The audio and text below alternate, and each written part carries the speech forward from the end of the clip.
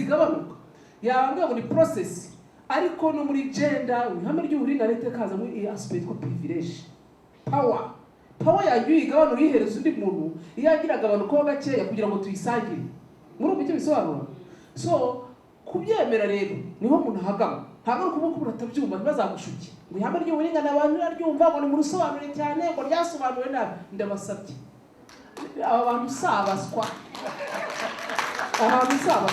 ahubwo umuntu avuga ati ibintu bikomeza ahubwo akagira n'ubwoba tuko byatangiye no kujya mu itegeko abantu bakabishimangira so hari ibintu biri kumvaho bijya ahandi hantu noneho akabera no mu muryango niba abana bawe wari waramushyize ahangaha hejuru y'ameza nkunda kubabwira niyo nigisha jena nuko baho urugero rumwe gusa ndababwira nti jenda twiga uyu munsi ntabwo ari jenda muri Canada yazamuye abagore ku buryo wumva ntacyo uzakora mu rugo wumva ugiye gusenya ibintu ugiye uriputura ibintu ntabwo ariko imeze usinde usambane wigira akarakaje ntabwo ariyo ariko ikigaragara nuko umuco wazamuye umuntu witwa umugabo nyine ni umutware ni uzi byose ni uhaha ni usubiza ni ugira ara hejuru y'ameza wa wundi nawe ugomba gusubirizwa ujerwa gérer donc management abari mwara managing hari hasi munsi y'ameza umuntu yagiye hejuru kuva kera rakabibi ahinda umugabo arinda yibereye hejuru y'ameza ukavuga ngo uriya muntu wo hasi nazamuke ngo bareshye ngo banyuma ngo bafate ibyemezo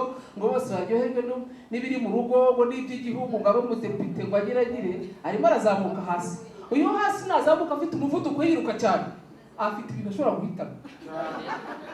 ashobora guhitana ibintu byose wa wundi nawe areba hasi amusanga akajya amucocerayo ati hamayo ariko kubera amategeko n'ibiri n'impinduka akamucoca noneho rero icyo dusaba ni igihe leta societe civile natwe twese hagomba kuza amategeko tukumvisha abantu ko uyu muntu yakwihangana akareba hasi gakeya kuko atakiri on the top nta kiraro hejuru ntabwo byamwemerera u Rwanda rwo rwarabyanze nabimenye cyangwa bireke ko rwarabyanze ko ahagarara wenyine none wamanuke gake uyu nawe agende buhoro ntazamukana umuvuduko ahitana ibiti n'amabuye bahurira hano hagati hanyuma rero icyo ngicyo nicyo genda that is one second nuko ubundi genda y'u Rwanda c'est un outil de paix et de développement. It's a tool for development, it's a tool for peace.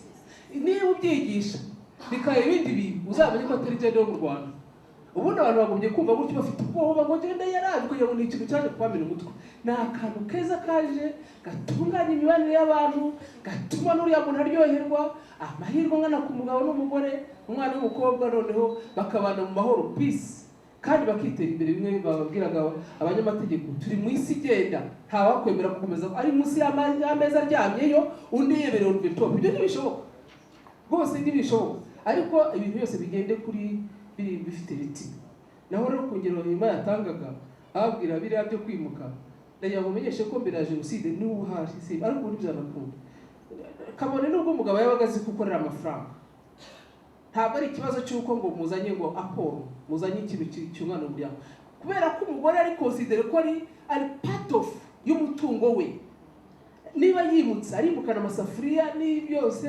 aragomba kujyana n'umugore ko she is part of murabyumva agatakaza akazi bantu barandikaga bakandika ibaruwa ariko yitwa ngo mise en disponibilité kubari mu gihugu ngo murabyumva icyo bivuga ndagahagaritse jyanye n'umugabo kuko ndi part of yuriya muntu bakagenda ntabwo ari ikibazo cyo kuvuga ngo natakaje we ngo abana ni no because mfite power yanjye kandi wowe ukaba uri part of y'ubuzima bwanjye njye mbaye ambassadeur muri Canada urahagarika akazi nubwo waba uri na ministre tujyane kubera kuri part of ariko siko imeze ni ukuvuga ngo iri hame ry'uburinganire ni ukuriga tukaricukumbura ariko rero abantu babe flexible kuko nushaka kurimenya uzarimenya burya biriya bintu ntabwo bizajya mwumva ntimugabo mu mutego kintu barisobanuye nabi ngo kandi ubiwawe urabitunganya wowe ukomeye bibwira iwawe umwana w'umukobwa n'umwana w'umuhungu bagira amahirwe angana relax wibera iwawe uzabyumva bazagomba kuza kugusobanurira ngewe nzazi iwawe ni ikintu very simple na ahangaha hagamye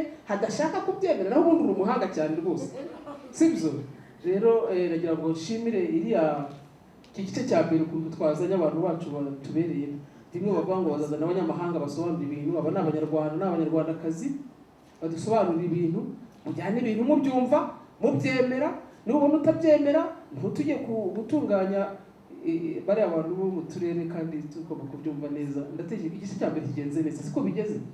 Imwihanganiro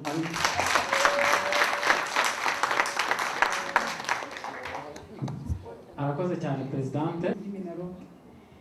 Mbere yuko tubivaho wenda ni clarification nashakaga gusaba kubaza ku bijyanye n'iryo tegeko ry'ubutware mu muryango. Tuvuge ubu ngubu ngiye kubana n'umuntu, twemeranyijwe ko ari njye nzaba umutware w'umuryango bitewe n'uko ari njye mfite ubushobozi bwo gutunga uwo muryango. Ibyo bivuze ko nzakomeza kuba uwo mutware w'umuryango igihe cyose tukibana n'uwo muntu, cyangwa bitewe n'ubushobozi wa wundi nagira ubushobozi kundusha tuzongera twumvikane aba ari we umutware w'umuryango. Murakoze. Abo kuvuga ngo ni wa wundi utunze urugo. Ubutware dufise ibyo twabivayemo. Itegeko riravuga neza ko abashyingiranywe bumvikana ku kuyobora urugo rwabo ngo rutere imbere rugize umuco mwiza. Bivanamo ya ngingo yavuga ngo umutware harimo kuyobora. Uko mugaragara hanze nabyo mwabyumvikanaho. Simba nawe mfite isoni yuko madamu bibaye ngombwa muri seremoni ari we uri buze kuvuga wenda nkaba nka metero do seremoni. Nicyo bivuze abo management y'urugo ni ingingo ya 209 ivuga abashyingiranywe bafatanya ubuyobozi bw'urugo rwabo, harimo kurwitaho kugira ngo rugwize umuco mwiza n'ibirutunga, kurwubaka rugakomera. Umwe mu bashyingiranywe yiharira iyo nshingano iyo undi adashobora kuyikora. Batabyumvikanyeho byemezwa n'inzego zibifitiye ububasha. Ahangaha hari igihe umubyeyi ashobora kwamburwa inshingano za kibyeyi kubera ko atashoboye gutunga urugo cyangwa yataye izo nshingano. Icyo gihe hari murabizi ko ubirengera wa muntu akamburwa inshingano za kibyeyi, noneho gestion y'urugo ikagira gute, igakorwa n'umwe, cyangwa se iyo umwe yabaye prodigue cyangwa yagize ikibazo bidashobora ko bose bashobora kujera cyangwa se kuyobora urwo rugo. Yewe icyo nashaka kunganiraho abandi, n'ubundi uko byagenda kose n'iri tegeko ritaba rihari, turebe noneho muri situation dufite mu ngo zacu muri iki gihe, ese birashoboka ko umuntu yajera urugo ari umwe? Birashoboka ari umwe? Ari umwe ukahirira inka ukajya guhaha ukagira byose uri umwe. Rero nashaka n'ubundi uko byari bisanzwe binakorwa nuko byitwaga ko hari umuntu uvuga ati araza gufata decision ya nyuma, ariko ubundi urugo rwabagaje n'abantu babiri. 205 y'ibitunga urugo, buri wese afite inshingano yo gutunga urugo no gutunga mugenzi we no gufata mugenzi we neza.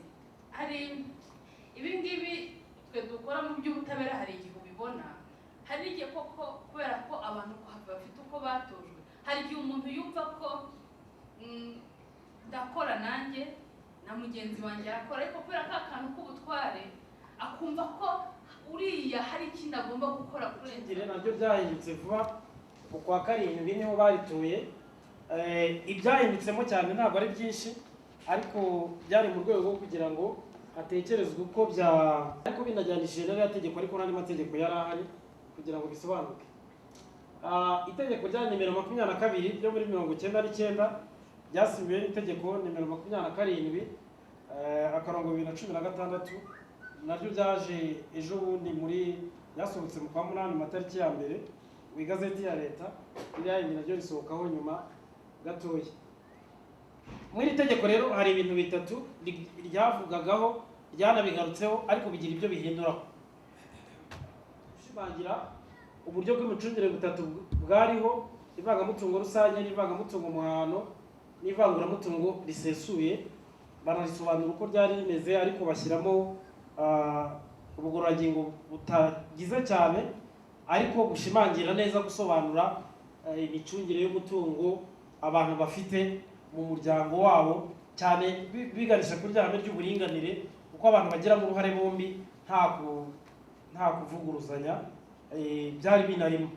Gusa igice cyahindutseho cyane ku buryo bwumvikana ni ku gice cya kabiri cyerekeranye n'impano, aho ibijyanye n'umunani byavanywemo burundu.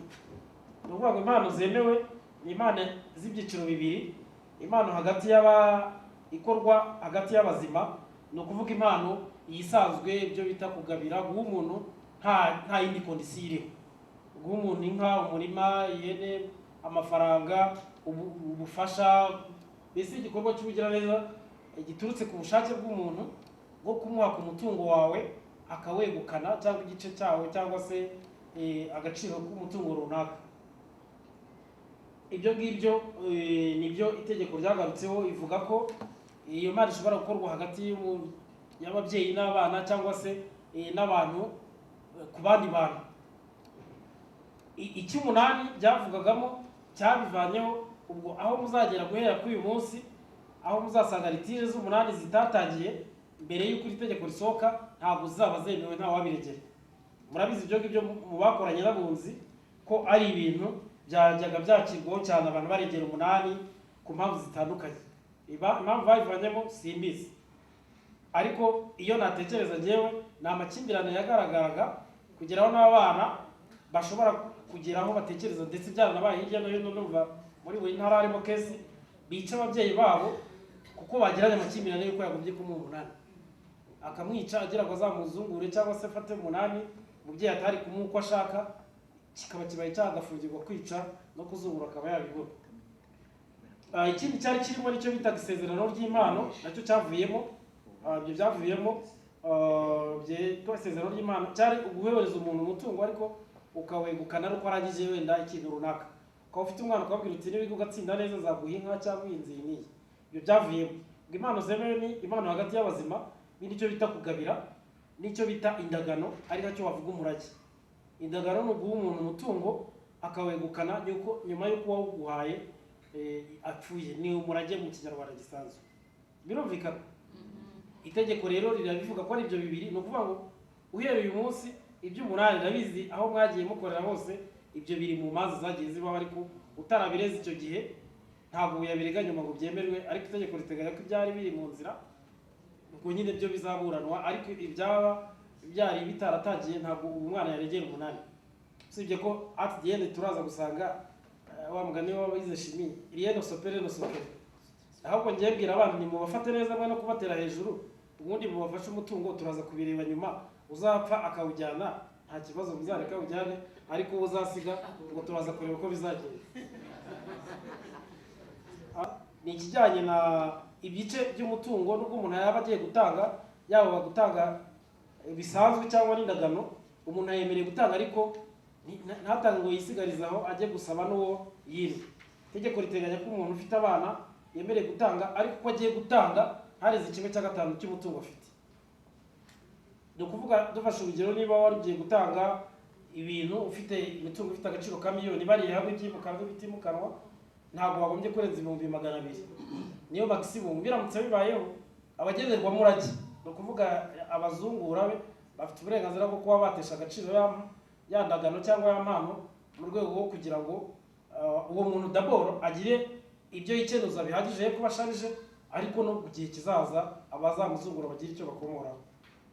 Udafite abana yemereye gutanga, itegeko ryabigarutseho nawe akaba yatanga, ariko ntareze 1/3 kugira ngo nawe ataba umutwaro w'isi. Icyo ni ikintu cyumvikana. Ibyo rero byajeho kugira ngo bisobanuke, ariko kirimo gikuru ni icy'umunani. Ubwo ibyo ni nka Bibiliya, nk'uko mwinjira mu kiliziya tukavuga ati dawe uri mu ijuru, n'iki bintu nk'ibyo. Ukaba uzi ko uvuye mu kiliziya ugomba kuba wavuze dawe uri mu ijuru. Kubemera bya gikristo. N'izungura nicyo kintu kirimo kinini cyabayemo ihinduka, ku mpamvu wenda turaza kuganiraho, aho dufashe mbere na mbere ku byerekeranye abazungura bari mu ivangamutungo rusange, harimo uburyo byagiye bikorwa ku buryo butandukanye. Icya mbere bavuze ko umwe mu bashyingiranywe usigaye asigarana umutungo wose, akamenya inshingano zo kumenya no gutanga ibitunga abana, baba abakomoka ku bashyingiranywe n'abakomoka ku batarashyingira ariko bemewe bikurikije amategeko. Icyo nicyo bongeyemo. Iya mbere yavugaga ngo gusigarana umutungo wose ukamenya n'inshingano zo gufasha ababyeyi no gutanga ibitunga abana, ariko ntibavuga ibyiciro by'abana. Hano bavuzemo iby'abana bakomoka ku bashyingiranywe n'abana umuntu ashobora kuba yaribyariye ku ruhande, do muri za nzira zitemewe n'amategeko, ariko noneho bikaza kwemezwa ko bemejwe n'urukiko cyangwa yarasize bemeye. Icyo gihe nabo ugomba kubamenya nta zindi manza. Ariko uramutse utabikoze ababifite uburenganzira babegera siri baze y'iyi ngingo bakaba bakwemerera ubwo burenganzira bwabo. Ikindi bavuze bone mu byo kuzungura nuko iyo umwe mu bashyingiranywe apfakaye akaba agiye kuba yakongera gushaka yari afite umutungo asigayemo na mugenzi we, itegeko rya mbere ryavugaga ko yemeye kujyana kimwe cya kabiri, nako byari kimwe cya kabiri niba nta bana bafitanye, ubwo turaza kureba ko bigenda. Ariko ubu niba apfakaye yari afite abana asigiwe na mugenzi we, itegeko mbere ryavugaga ko icyo yemerewe kujyana ari kimwe cya kane, 3/4 bikabahabwa abana. Ubu byabaye inverse, ni 3/4, kimwe cya kane akaba aricyo gihabwa abazungura be b'amategeko. Ku itegeko riravuga ngo ni kimwe cya kabiri cye nk'umugabane we muri wa mutungo, ikindi kimwe cya kabiri akagabanyamo kabiri, abazungura bagafata kimwe cya kabiri cya kimwe cya kabiri, n'abandi bagafata kimwe cya kabiri cya kimwe cya kabiri. Bivuze ngo atwara 3/4. Ibyo ngibyo bamwe bati abo tubiganiraho bati ariko itegeko niko ryabishatse. Ni mu myemerere yanjye n'abandi tubyumva kimwe, dutekereza ko ari umutungo mwese mwagizemo uruhare. None ugize ibyago urapfakaye, abana bakugemere ugeme, bose ubaye ukiri muto nkanjye ninde wakwemera? Ko n'abari mu ivangamutungo muhahano abone ko bigenda yaramutse agiye kongera gushaka. Icyo bavuzemo kindi kiza bari mu ivanguramutungo risesuye, iyo nta mwana afite ibintu bikaba bigiye kuzungurwa, nawe afite uburenganzira bwo kuzunguramo kimwe cya kabiri cya mugenzi, do akazungura uriya mugenzi we ku mutungo yari afite yihariye, kubera ko bari barashakanye ariko hari n'inshingano yari amufiteho. Hejuru y'ibyo bakanavuga ko inzu yari arimo ayigumamo hamwe n'ibishobora kumufasha kumutunga, mu gihe itegeko rya mbere ryavugaga ko upfakaye ofet byari bishoboka ko bahita bagusohora hanze, ari naho byagiye bibaho. Mu gihe kuba muri mu ivanguramutungo risesuye nuko nta bantu benshi kimwe cya kabiri cya kimwe cya kabiri. Sinzi niba ndi kwihuta ariko biragenda byumvikana. Nibyo bakomeza bafite ibibazo ndumva byo bitari byinshi cyane, ariko ngira ngo abantu bakeneye kugira ngo babyumve, n'ubundi baza kutwunganira abanyamategeko bari aha ngaha kugira ngo turusheho kubyumva. Umwanya ni uwanyu. Izungura nk'uko yari amaze kubivuga niryo ngiye kwibandaho kuko nibyo byahindutseho cyane. Biterwa n'uburyo mwahisemo bwo gucunga umutungo no kuzungura kuri ibyo bice uko ari bitatu. Abahisemo ivangamutungo rusange ntibazungurwa kimwe n'abahisemo ivangamutungo w'umuhahano, ndetse ntibazungurwa kimwe n'abahisemo ivanguramutungo risesuye. Ku ivangamutungo rero rusange, iyo umwe apfuye nk'uko yabisobanuye, mugenzi we asigarana umutungo wose agakomeza kuwucunga mu gihe agifite abana bato.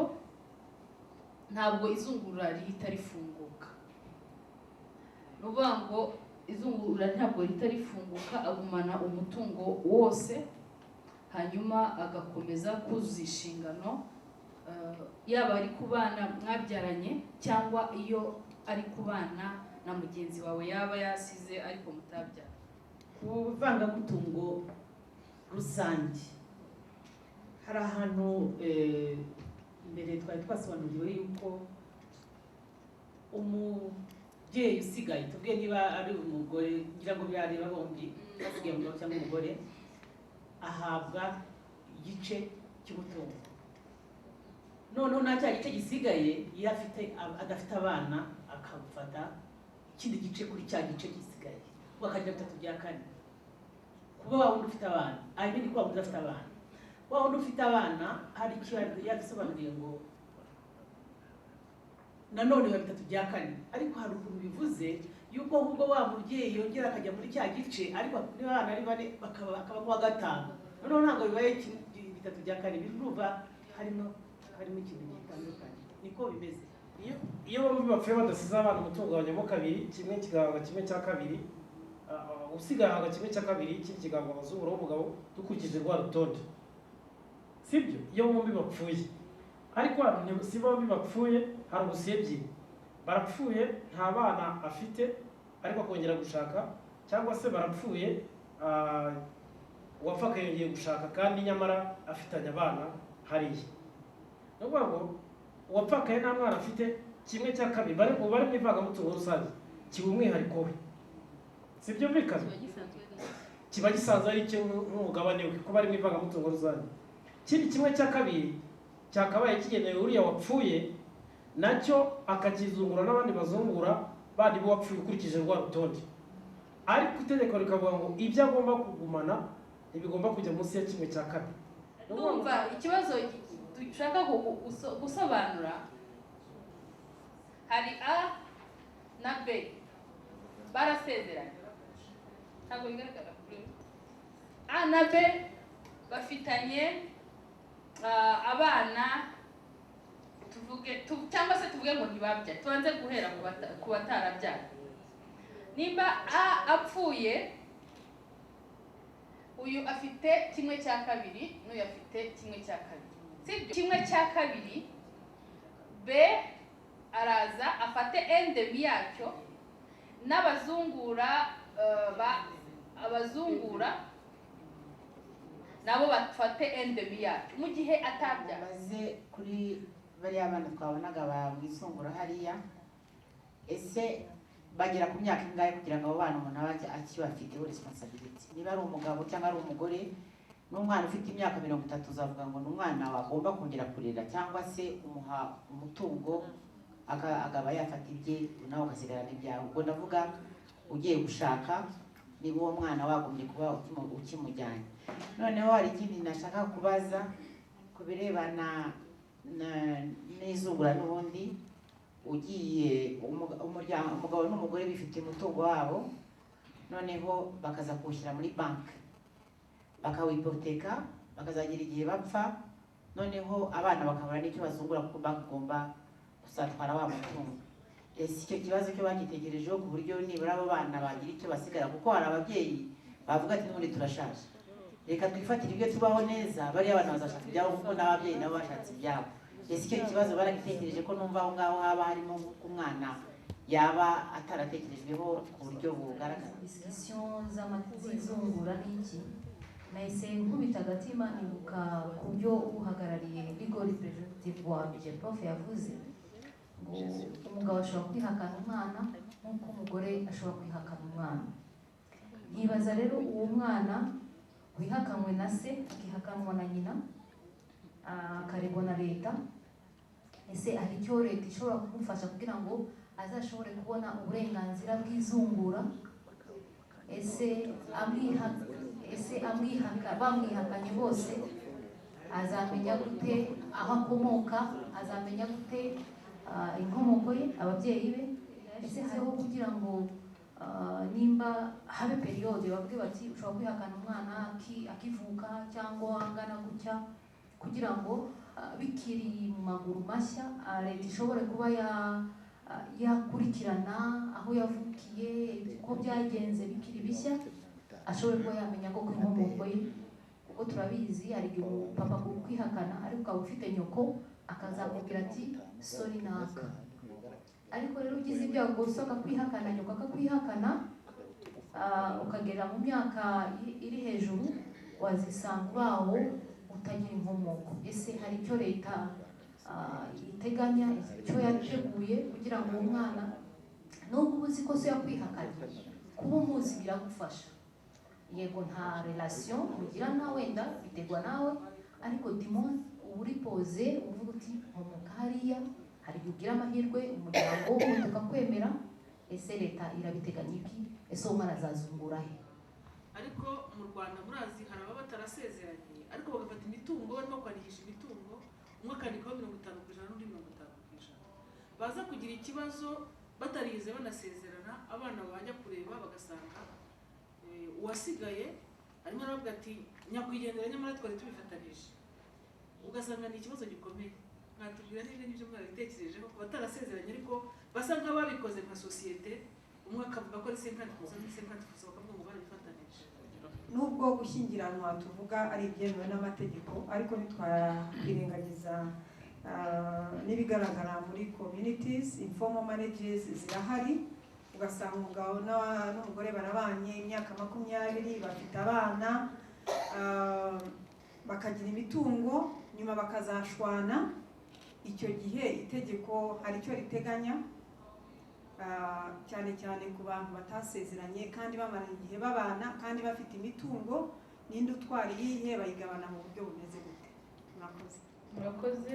Hari mama wabajije ku bijyanye n'abana, ese ucunga umutungo ukawuha ryari? Ubundi imyaka y'ubukure ni 21. Iyo rero ukeneye gushaka, umwana wawe afite 21 umuha pareye, afata uruhare rwe. Ariko iyo abana bakiri munsi y'imyaka 10 urayimuha. Ariko naho bavuze yuko ndabihuza n'inshingano za kibyeyi.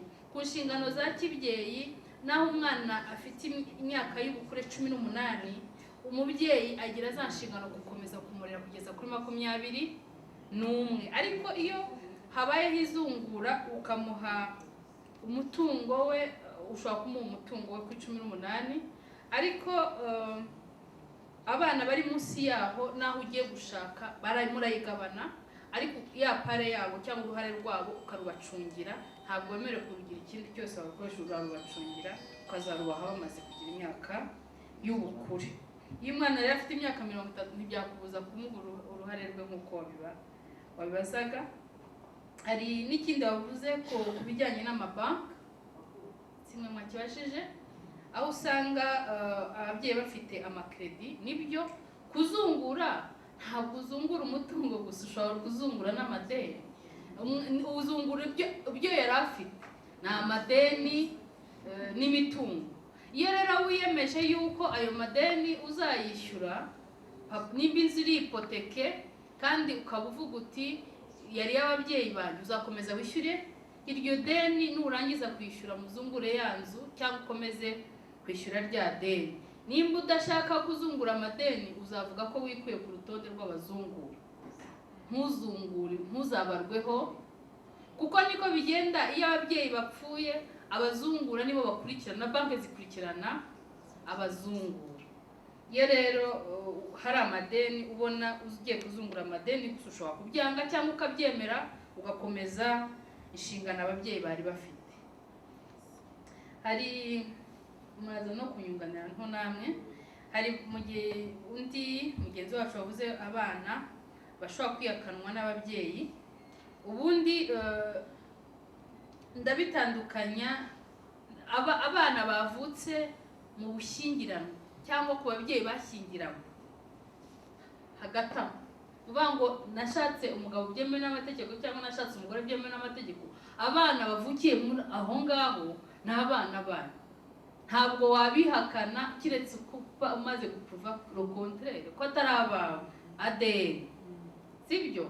Nta n'undi muntu ushobora kwita ko uwo mwana ari uwawe mu gihe uri umugabo wa mudamu, kiretse hamaze kugaragara koko wa mwana atari uwawe nk'uko twabivuze, hamaze gukorwa ADN bikagaragaza, noneho ukabanza gukora icyo bita desave, kutemera wa mwana bite, ariko ni process, ukamwihakana bikemezwa n'urukiko, ukagaragaza ibimenyetso, akabona kukwandikaho, na wundi akabona kugira kwandikwa kuri se cyangwa kuri nyina wundi. Ariko bitandukanye n'abana bavuka mu buryo bunyuranyije n'amategeko, cyangwa abana umuntu abyara hanze gutyo, uriya mwana abana bari hagati y'ababyeyi batashyingiranywe. Niyo mpamvu twe turi muri community tugomba no kugira abantu inama, aba bana batarashyingiranywe, abana kwandikisha abana no kwemera